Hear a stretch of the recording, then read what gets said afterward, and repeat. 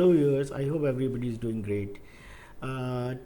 Today I bring a new area of this successful journey channel, that how to speak English, and I'm going to start slowly different topics. So today's very basic thing I'm going to discuss, that what type of English sentences we have in English. We have as you know, most of the people know that we have present tense, past tense and future tense. So inside each of these three tenses, they have indefinite tense, and then continuous, present perfect, and perfect continuous. So each category have four type of sentences,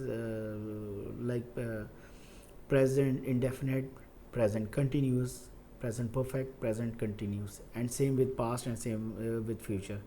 So we have 12 type of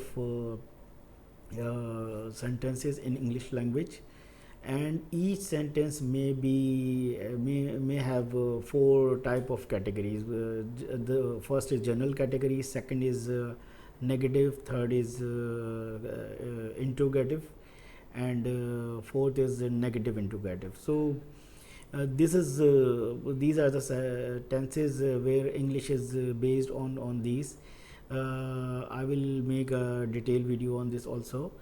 For today, I think let's keep it up to here.